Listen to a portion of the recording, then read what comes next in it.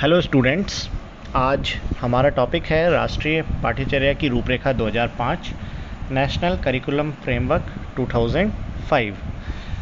बहुत ही important topic है। जितने भी एजुकेशन से रिलेटेड एग्ज़ाम्स हैं, चाहे वो सीटीटी हो, स्टेट टीईटीज़ हो, लेक्चरर हो, एलटी का एग्ज़ाम हो, नेट का एग्ज़ाम हो, या फिर यूपीएचईएससी का एग्ज़ाम हो, तो सभी एग्ज़ाम्स, जितने भी एग्ज़ाम्स हैं जो भी एजुकेशन से रिलेटेड हैं, उन सबको यदि देखें तो बहुत ही इम्पॉर्टेंट टॉपिक है। आइए देखते हैं कि ये टॉपिक है क्या। राष्ट्रीय पाठ्यचर्या की रूपरेखा 2005 के अगर सामान्य परिचय की अगर हम बात करें तो मैं बताना चाहूँगा कि 2004 में केंद्र में एनडीए की सरकार के स्थान पर यूपीए की सरकार सत्तारूढ़ हो गई।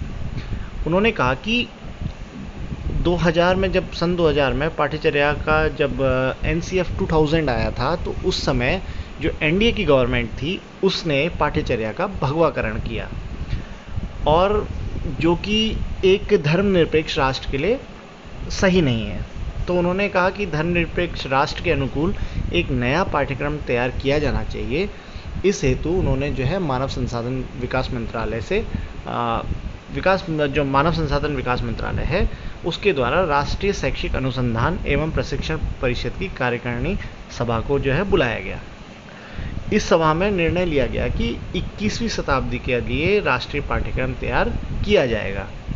और वैसे भी जो है 1986 की जो पॉलिसी थी, राष्ट्रीय शिक्षा नीति थी, तो उस शिक्षा नीति में भी यह मतलब समझा गया था कि 5 साल के बाद, हर 5 साल के बाद पाठ्यक्रम का पुनर्निरीक्षण और आवश्यक संशोधन किया जाएगा या किया जा सकता है ना।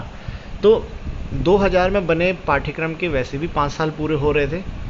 तो और इसी दौरान सन 2000 के आसपास आप लोगों ने देखा भी होगा कि सूचना एवं संचार प्रौद्योगिकी आईसीटी का जो है एजुकेशन में बहुत तेज़ी से प्रभाव पड़ रहा था। मतलब कंप्यूटर जो है आधुनिक दुनिया का रूप ले रहा था, है ना।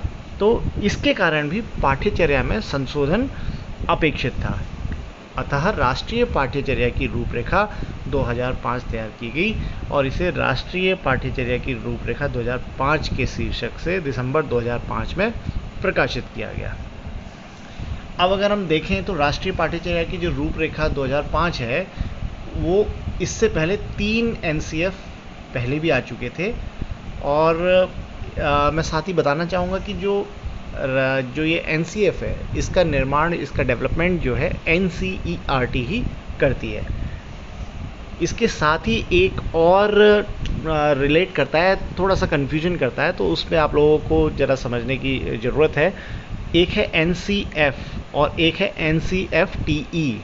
एनसीएफटीई national curriculum framework for teacher education. तो कंफ्यूज नहीं होना है, दोनों अलग अलग चीज़ें हैं। जो एनसीएफ है वो एनसीईआरटी के द्वारा बनाया जाता है, जबकि एनसीएफटीई जो है वो एनसीटीई के द्वारा बनाया जाता है।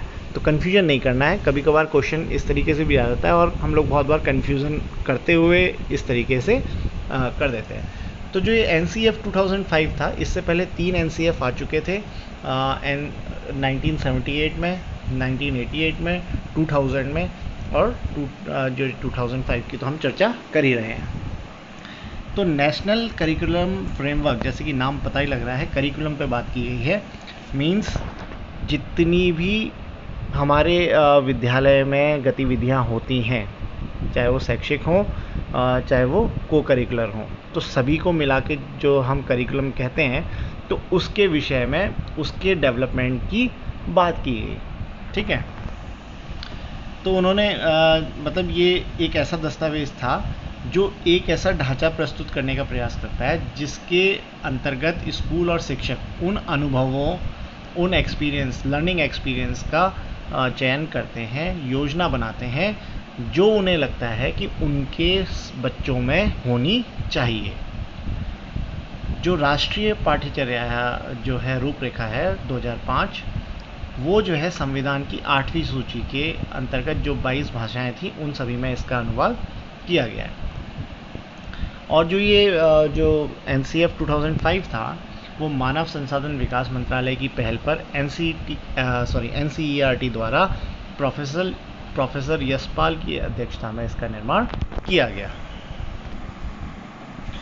अब अगर हम NCF 2005 के विकास की बात करें तो जो NCF 2005 है वो रविन्द्रनाथ टैगोर के जो भी एसेज हैं उनमें से एक है सभ्यता और प्रगति, सिविलाइजेशन एंड प्रोग्रेस। इसके वहीं से निकल के शुरू होता है, जहाँ पे रविन्द्रनाथ टैगोर हमें बताते हैं कि जो बचपन है वो उदार आनंद और रचनात्मकता मतलब बचपन में हमारी होती है। मतलब हम बचपन में जो है क्रिएटिव होते हैं ज़्यादा, तो उसका हमें उस क्रिएटिविटी का यूज़ करना है बेसिकली। तो काफ़ी चर्चा के बाद सितंबर 2005 को केंद्रीय शिक्षा सलाहकार बोर्ड ने इसे पारित कर दिया। राष्ट्रीय शिक्षा नीति ने शिक्षा की गुणवत्ता बढ़ाने के लिए शैक्षिक प्रौद्योगिकी का नियोजित करने पर जोर किया। इस दौरान जैसे कि मैंने आपको बताया कि सन 2000 के आसपास कंप्यूटर ने जो है शिक्षा में पूरी तरीके से अपना पकड़ बना ली थी। शिक्षा व्यवस्था में हम देखते थे उस समय कंप्यूटर लैब्स बनने लगी, कंप्यूटर के माध्यम से बहुत सारे कार्य होने लगे। तो राष्ट्रीय शिक्षा नीति ने शिक्षा की गुणवत्ता को बढ़ाने के लिए शैक्षिक प्रौद्योगिकी को नियोजित करने पर जोर दिया। इस नीति ने 2 केंद्र प्रायोजित योजनाओं का नेतृत्व किया, एक कंप्यूटर साक्षरता और दूसरा शैक्षिक प्रौद्योगिकी। मीन्स उस समय कंप्यूटर साक्षरता की भी ज़रूरत थी क्योंकि नया था कंप्यूटर, नया इंट्रोड्यूस हो रहा था शिक्षा व्यवस्था में, तो एक उसकी लिटरेसी की भी ज़रूरत थी और दूसरा शैक्षिक प्रौद्योगिकी, उस कंप्यूटर को शिक्षा में कैसे प्रयोग किया जा सकता है। और आज के ज़माने में आप लोग देख ही रहे होंगे कि पूरी तरीके से ऑनलाइन व्यवस्था है, पूरी तरीके से शिक्षा में प्रौद्योगिकी का यूज़ हम लोग करते हैं। जो इससे पहले के जो NCF थे वो सब व्यवहारवादी मनोविज्ञान पर आधारित थे, बेस थे, जबकि जो ये NCF 2005 था ये जो है रचनावादी सिद्धांत पर मींस कंस्ट्रक्टिविस्ट अप्रोच पर बना हुआ है। कंस्ट्रक्टिविस्ट अप्रोच का मतलब ये था कि बच्चा अपने ज्ञान का निर्माण स्वयं करता है, वो अपने जो भी उसके अनुभव होते हैं उसके आधार पर वो अपना जो नॉलेज है वो गेन करता है। तो इसी आधार पर इसको बनाया गया था। इसके अंतर्गत जो टीचर थे वो फैसिलिटेटर का काम करते थे, वो केवल एक गाइड करते थे बच्चे को, मतलब एनवायरनमेंट क्रिएट करके देते थे, जबकि बच्चा अपने एक्सपीरियंस के आधार पर ज्ञान का निर्माण स्वयं करते थे। बेसिकली लर्निंग बाय डूइंग का कॉन्सेप्ट है NCF 2005। जो NCF 2005 है उसका स्वरूप और आकार विभिन्न छात्रों, जितने मतलब बहुत सारे छात्र, माता पिता, शिक्षक, प्राचार्य, NCERT संकाय के प्रसिद्ध विद्वानों द्वारा गहन विचार विमर्श के माध्यम से उत्पन्न किया गया है। राष्ट्रीय पाठ्यचर्या की रूपरेखा 2005 के अगर हम प्रिंसिपल्स, बुनियादी सिद्धांत की अगर बात करें तो वो थे कि ज्ञान को स्कूल के बाहर के जीवन से जोड़ना। बेसिकली जो हम लोग स्कूल में हम बच्चों को शिक्षा देते थे वो थ्योरेटिकल ज़्यादा और प्रैक्टिकल बहुत ही कम थी, तो व्यवहारिक ज्ञान जो था बच्चे का बिल्कुल ही नहीं था। तो इस NCF 2005 में हम लोगों ने उस प्रैक्टिकल नॉलेज की बात की, उस व्यवहारिक ज्ञान को डेवलप करने की बात कही, जिससे बच्चा जो है अपने आगे आने वाले जीवन में जो भी चीज़ वो पढ़ रहा है उसको वो आगे आने वाले जीवन में उसको प्रैक्टिकली अप्लाई कर सके। दूसरा यह था कि सुनिश्चित करना कि छात्र बिना सोचे समझे केवल यांत्रिक रूप से ना सोचें। यांत्रिक रूप से सोचने की बात मतलब है कि यहाँ रोट मेमोरी की बात की गई है कि बच्चा केवल किसी चीज़ को रट ना ले, उसको समझे। तो जैसे कहा जाता है कि रटन्तु विद्या फलन्तु नास्ति, तो उसी पे ये था कि जो बच्चा रटता है वो उसको बहुत लंबे समय तक उसको याद नहीं रहता, उसकी लर्निंग परमानेंट नहीं होती।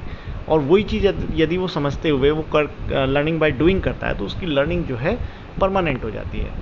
तो ये इसका दूसरा प्रिंसिपल था। तीसरा है पाठ्यचर्या को समृद्ध करना ताकि वह पाठ्य पुस्तकों से आगे निकल आए। मतलब मेन चीज़ ये है कि बच्चे को केवल बुकिश नॉलेज तक हमें सीमित नहीं करना है, हमें बुकिश नॉलेज के अलावा भी जो है जो भी बाहर की हमारी एक्टिविटीज़ हैं उसको एक्टिविटीज़ के माध्यम से बुकिश नॉलेज से परे रखते हुए आगे ले जाना है।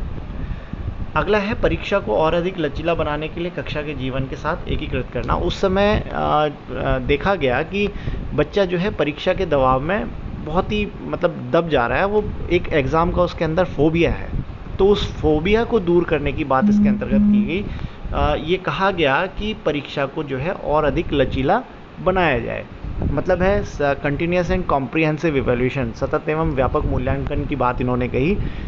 उनका ये एनसीएफ 2005 के अंतर्गत ये माना गया कि बच्चे का केवल और केवल शैक्षिक मूल्यांकन नहीं किया जाना चाहिए। मींस स्कॉलास्टिक के साथ साथ को स्कॉलास्टिक इवैल्यूएशन उसका बच्चे का जरूरी है। तो परीक्षा को अधिक लचीला बनाने की उन्होंने बात की और जीवन के साथ एकीकृत करना, उसके लाइफ के साथ उसको जोड़ने की बात की। साथ ही हमारा जो करिकुलम है, अगला जो पॉइंट है, देश की लोकतांत्रिक राजनीति के भीतर चिंताओं को ध्यान में रखते हुए प्रमुख महत्व की पहचान का पोषण करना। बेसिकली ये है कि लोकतांत्रिक व्यवस्था बनी रहे, हमारा करिकुलम इस तरीके का हो, क्या कहते हैं, लोकतांत्रिक जो भी चीज़ें हैं, मतलब लोकतांत्रिक महत्व को लोग पहचाने, बच्चे पहचाने और ऐसा कृत्य ना करें, हमारी राष्ट्रीय एकता बनी रहे।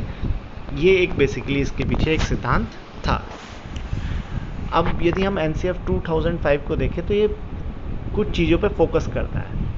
पहला, बिना किसी दबाव के सीखना, लर्निंग विदाउट बर्डन। ये 1990 में प्रोफेसर यशपाल के नेतृत्व में एक कमेटी बनी थी, उसमें भी उन्होंने इसकी बात की थी। तो एनसीएफ 2005 उसी के आधार पे बना हुआ है, बिना किसी दबाव के सीखना, बेसिकली लर्निंग विदाउट बर्डन, ताकि सीखना एक आनंदमय अनुभव में बदल जाए, परीक्षा के आधार के रूप में पाठ्य पुस्तकों से दूर हो जाए और तनाव कम करे। मतलब जब बच्चा किसी बर्डन के बिना किसी काम को करता है तो वो इन्जॉय करता है, और जब किसी चीज़ को इन्जॉय करके करता है तो उसमें तनाव, जो मानसिक तनाव होता है, वो काफ़ी कम हो जाता है। तो एनसीएफ 2005 ने इसकी बात कही। आत्मनिर्भरता और व्यक्तिगत गरिमा की भावना का निर्माण करना। जब बच्चा किसी चीज़ को करेगा, लर्निंग बाय डूइंग की जो हम बात कर रहे हैं, तो उससे उस पर आत्मनिर्भरता आएगी और उसकी व्यक्तिगत जो गरिमा है वो बनी रहेगी, जो सामाजिक संबंधों का आधार होगा और पूरे समाज में एकता और अहिंसा की भावना को विकसित करेगा। सीखने के लिए एक बाल केंद्रित दृष्टिकोण के साथ आने के लिए सार्वभौमिक नामांकन को बढ़ावा देना और 14 साल की उम्र तक प्रतिधारण को बढ़ावा देना। हमारी जो शिक्षा व्यवस्था थी एनसीएफ 2005 से पहले टीचर सेंट्रिक थी। बेसिकली टीचर का दबदबा होता था और टीचर जैसा अपनी क्लास को चाहता था उस तरीके से ढाल सकता था। लेकिन एनसीएफ 2005 में स्टूडेंट सेंट्रिक एजुकेशन की बात की गई। वहाँ पे स्टूडेंट को मेन इम्पोर्टेंस दी गई और उसकी पेस के अकॉर्डिंग टीचर को चलने की बात कही। दूसरा, 14 साल तक की उम्र को जो है मतलब उन्होंने कहा कि बच्चों का स्कूल में नामांकन और उनका ठहराव भी उसमें होना चाहिए, उसकी बात की। छात्रों में एकता, लोकतंत्र और एकता की भावना पैदा करना, इस पे भी फोकस करता है हमारा एनसीएफ 2005।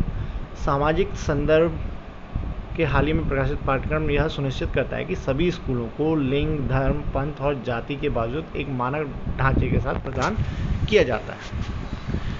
अब यदि हम सब्जेक्ट की बात करें कि इस फ्रेमवर्क में जो विषय लिए गए 1 से 12 तक, क्योंकि करिकुलम की हम बात कर रहे हैं, तो 1 से 12 तक कब, क्या, क्यों और कैसे पढ़ाना सिखाना है, इसकी रूपरेखा प्रस्तुत की गई। तो कक्षा 1 से 5 तक मातृभाषा, इंग्लिश, गणित, कला शिल्प, पर्यावरण अध्ययन, स्वास्थ्य एवं शारीरिक शिक्षा और कार्यानुभव की बात की गई। बेसिकली कार्यानुभव क्या था, इसके पीछे एक मेन मोटो ये था कि children will earn while they learn.